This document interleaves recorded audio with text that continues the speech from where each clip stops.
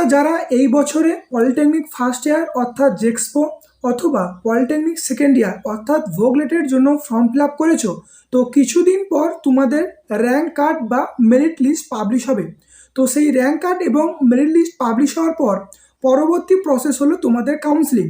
তো এই ভিডিওতে মূলত যে তোমাদের ফুল কাউন্সিলিং কী প্রসেস আছে, চয়েস ফিলিং তোমাদের কিভাবে করতে হয়, আপগ্রেড কোন স্টুডেন্টরা করবে এবং কাউন্সিলিং ফি কত লাগে, তো এই টোটাল প্রসেসটা তোমাদের এই ভিডিওতে A to Z দেখিয়ে দেবো। তো প্রথমেই দেখো যে কাউন্সিলিংয়ের যে ফুল প্রসেস, তো এখানে দেখো তোমাদের বোঝানোর জন্য এখানে কাউন্সিলিং প্রসেস লেখা আছে এবং এই কাউন্সিলিং প্রসেসকে মেন আমি দেখো 5টা পার্টে ভাগ করে নিয়েছি। এখানে প্রথম দেখো যে প্রসেসটা আছে যে choice filling or college choice, মানে কাউন্সিলিংয়ের প্রথম পদক্ষেপ হলো তোমাদেরকে চয়েস ফিলিং করা এবং এই চয়েস ফিলিংটাকেই কলেজ চয়েস বলা হয়। অর্থাৎ তোমরা যে কলেজ চয়েস করছো ওটাই হলো তোমাদের কাউন্সিলিংয়ের প্রথম প্রক্রিয়া। 2 নম্বর দেখো যেটা লেখা আছে যে চয়েস লক, মানে তোমরা যে কলেজটা সাজালে এরপরে ওই চয়েসটাকে লক করতে হয় এবং যখন তোমরা এই চয়েসটা লক করবে তোমাদেরকে কাউন্সিলিং ফি পেমেন্ট করতে বলা হয়। তো কত কি পেমেন্ট করতে হয় সেটাও তোমাদেরকে দেখিয়ে দিচ্ছি। নেক্সট দেখো 3 নম্বরে যেটা আছে যে কাউন্সিলিং রেজাল্ট পাবলিশ। দেখো তুমি যে চয়েস ফিলিং করলে, তারপরে ওই যে কলেজগুলো সাজিয়ে লক করলে, লক করার পর তোমাদের প্রত্যেকটা ফেজের কাউন্সিলিংয়ের রেজাল্ট পাবলিশড হবে। এটা ছিল 3 নম্বর ধাপ। পরবর্তী ধাপ দেখো allotment letter download and print, অর্থাৎ তোমাদের যে প্রত্যেকটা ফেজের কাউন্সিলিং রেজাল্ট বেরোবে এবং তুমি যে ফেজে কলেজ পাবে সেই ফেজের একটা তোমাকে অ্যালটমেন্ট লেটার দেওয়া হবে। এই অ্যালটমেন্ট লেটার কি হয় দেখো, এই অ্যালটমেন্ট লেটারটা সাধারণত তুমি কোন কলেজ পেলে, তোমাকে সেই কলেজে অ্যাডমিশনের জন্য কি কি ডকুমেন্টস নিয়ে যেতে হবে ওই অ্যালটমেন্ট লেটারের মধ্যেই থাকে। নেক্সট দেখো যে পয়েন্টটা আছে ডকুমেন্টস রেডি অ্যান্ড অ্যাডমিশন। দেখো তাহলে তুমি অ্যালটমেন্ট লেটারটাকে প্রিন্ট করে নিলে, দিয়ে তাহলে তোমাদের যে সমস্ত ডকুমেন্টস আগে থেকে রেডি হওয়া আছে, দেখো তোমাদেরকে আগে আমি অলরেডি জানিয়ে দিয়েছি যে domicile certificate, medical fitness certificate, এগুলো তোমরা কিন্তু আগে থেকে রেডি করে রেখে দেবে এবং অ্যান্টি র্যাগিং সার্টিফিকেটের ভিডিও আমি অলরেডি তোমাদের যখন কাউন্সিলিং চলবে তখন কিন্তু তোমাদেরকে দিয়ে দেবো, ঠিক আছে, যাতে তোমাদের অ্যাডমিশনের সময় ওটা তোমরা তাড়াতাড়ি করতে পারো। তো সমস্ত ডকুমেন্টস রেডি করার পর তুমি সেই কলেজের সমস্ত ডকুমেন্টস নিয়ে যাবে এবং অ্যাডমিশন নিয়ে নেবে। তাহলেই এই যে পুরো 5টা পদক্ষেপ এটা কিন্তু কাউন্সিলিং প্রসেসের মধ্যে পড়ছে। তো এই 5টা স্টেপ পার করলেই তোমরা কিন্তু কাউন্সিলিং থ্রু একটা গভর্নমেন্ট কলেজে অ্যাডমিশন নিতে পারবে। তো এখানে দেখো প্রথমেই যেটা ছিল যে চয়েস ফিলিং বা কলেজ চয়েস, এরপর তোমাদের অনেকেরই কোশ্চেন হতে পারে যে এই চয়েস ফিলিং বা কলেজ চয়েস কিভাবে করবে। এখানে যে তোমরা ওয়েবসাইটটি দেখতে পাচ্ছ এই ওয়েবসাইটে কিন্তু আগের বছর অর্থাৎ 2024 সালে চয়েস ফিলিং হয়েছিল। তোমাদের যখন কাউন্সিলিং প্রক্রিয়া বা চয়েস ফিলিং প্রক্রিয়া স্টার্ট হবে ওখানে তোমাদের একটা ওয়েবসাইটের লিঙ্ক দেওয়া হবে, ঠিক আছে, বা একটা ট্যাব দিয়ে দেওয়া হবে। তো সেখানে তোমাদের ক্লিক করলেই লগ ইন করতে হবে। লগ ইন করার পর তোমাদের ঠিক এরকম একটা কলেজ চয়েসের অপশন খুলে যাবে। এখানে দেখো তোমরা প্রথমে অপশন পেয়ে যাবে যে ইনস্টিটিউট নেম বলে, মানে এখানে দেখো যে তোমাদের ডাউন অ্যারো চিহ্ন আছে, এখানে তোমাদেরকে জাস্ট ক্লিক করতে হবে। দিয়ে সার্চ অপশনে তোমরা এক একটা কলেজের নাম সার্চ করবে আর সেটা আসবে, দিয়ে সেটা তোমাদেরকে সিলেক্ট করে নিতে হবে। আবার ঠিক স্ট্রিম, মানে তোমাদেরকে যেটা ব্রাঞ্চ বা ট্রেড বলেছি ওটা হচ্ছে কি তোমাদের স্ট্রিম, যেমন হচ্ছে কি ইলেকট্রিক্যাল, মেকানিক্যাল, সিভিল, এইগুলোকে বলা হয় স্ট্রিম। তো এইরকম ঠিক তোমরা এই সেম বাঁ দিকের মতোই ডান দিকে ডাউন অ্যারো পেয়ে যাবে, এখানে তোমরা জাস্ট ক্লিক করবে এবং দেখো তুমি বাঁ দিকে যে কলেজ চুজ করেছো এবং এই কলেজের যে সমস্ত স্ট্রিমগুলো আছে তোমরা ডান দিকে দেখতে পাবে, দিয়ে সেই সমস্ত স্ট্রিম তুমি চুজ করবে, দিয়ে তাহলে কিন্তু তোমার একটা তাহলে চয়েস হয়ে গেল।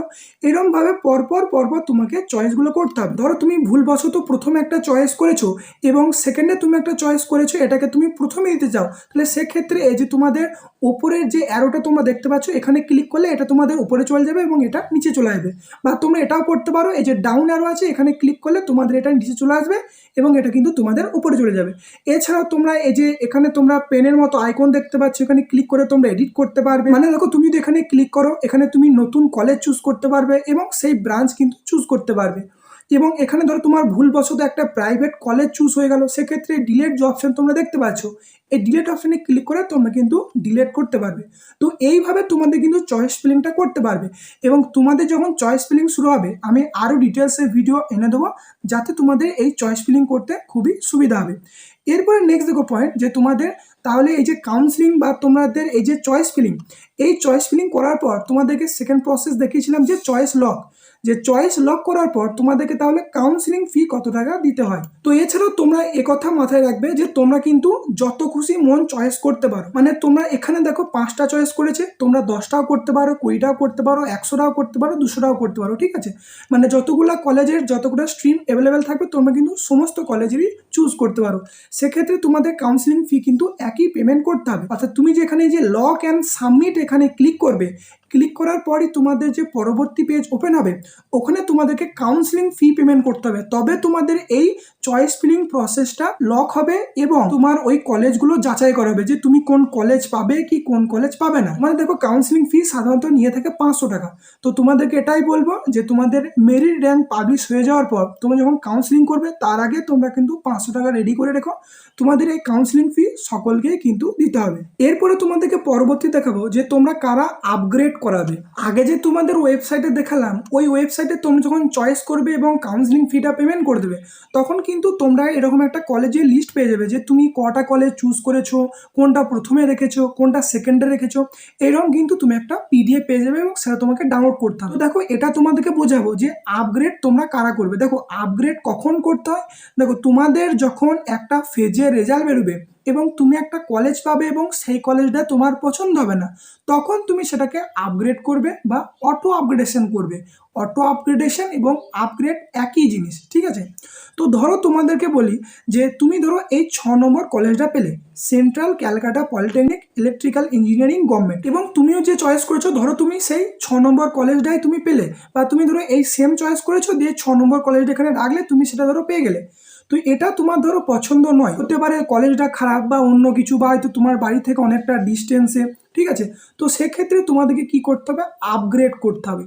তো আপগ্রেড করলে কি হয়, আপগ্রেড করলে তোমাদের এই 1 থেকে 5 পর্যন্ত কলেজগুলো দেখা হবে, ঠিক আছে। মানে এর নিচে তোমরা কিন্তু একটা কলেজও আর পাবে না। দেখো তুমি যেহেতু 6 নম্বর কলেজ পেয়ে গেছো তাই এর আগের কলেজগুলো তোমাকে দেখা হবে পরবর্তী কাউন্সিলিংয়ের জন্য, এবং এই আপগ্রেড করার জন্য কিন্তু আবারও তোমাদেরকে 1000 টাকা পেমেন্ট করতে হয়। তো কত কি পেমেন্ট করতে হয় না করতে হয় তোমাদেরকে আগে জানিয়ে দিয়েছি, যাতে তোমরা এটা জোগাড় করে রাখতে পারো। তো এরপর তোমাদের অনেকেরই কোশ্চেন হতে পারে যে 6 নম্বরে আমি যে কলেজটা রেখেছি আমি সেটা না ভর্তি হয়ে আমি 7 নম্বরটা হতে চাই। দেখো তোমাদের অনুযায়ী এটাই হওয়া দরকার, তোমার যেটা প্রথম চয়েস সেটা তোমরা প্রথমে রাখবে, যেটা তোমাদের সেকেন্ড চয়েস তোমরা সেটা সেকেন্ডে রাখবে। তাহলে যেহেতু তুমি 6 নম্বর কলেজটা পাচ্ছ, নিশ্চয়ই তার আগের চয়েসগুলো তোমার আরও ভালো, মানে এটার তুলনায়, সেই জন্য তোমাকে আগের কলেজগুলো দেখা হবে। মানে পরবর্তী পেজে তোমার প্রথম কলেজ দেখা হলো, সেটা যদি তোমার র্যাঙ্কে না হলো তাহলে সেকেন্ড, না হলে থার্ড, দিয়ে তোমাকে থার্ডে দেওয়া হলো, ঠিক আছে। এইভাবে কিন্তু ওদের প্রসেসটা চলে। এরপরে তোমাদের অনেকেরই কোশ্চেন হতে পারে, এই ধরো আমি 6 নম্বর কলেজটা পেলাম এবং পরবর্তী ফেজে আমি কোনো কলেজ পেলাম না, তো সেক্ষেত্রে কি হবে, সেক্ষেত্রে তোমাদের কিন্তু এই 6 নম্বর কলেজটাই থেকে যাবে এবং তোমরা সেই 6 নম্বর কলেজেই কিন্তু ভর্তি হতে পারবে, সেক্ষেত্রে কোনো প্রবলেম নেই। কিন্তু যদি ধরো তুমি এই 6 নম্বর কলেজ পেলে প্রথম ফেজে এবং তুমি সেকেন্ড ফেজে ধরো এই 3 নম্বর কলেজ পেলে, তো তখন কিন্তু তোমাকে সেই আগের কলেজটা রিমুভ বা ডিলিট করে এই 3 নম্বর কলেজেই তোমাকে অ্যাডমিশন নিতে হবে। তুমি যদি চাও যে না আমি আবার সেই 6 নম্বর কলেজেই অ্যাডমিশন নেবো, তাহলে কিন্তু সেটা হবে না। মানে তুমি যদি নতুন কলেজ পেয়ে যাও পরের ফেজে, তাহলে তোমাকে সেই নতুন কলেজেই অ্যাডমিশন নিতে হবে। আর যদি তুমি কোনো কলেজ না পাও তাহলে তোমার জন্য এই 6 নম্বর কলেজটাই থেকে যাবে, ঠিক আছে।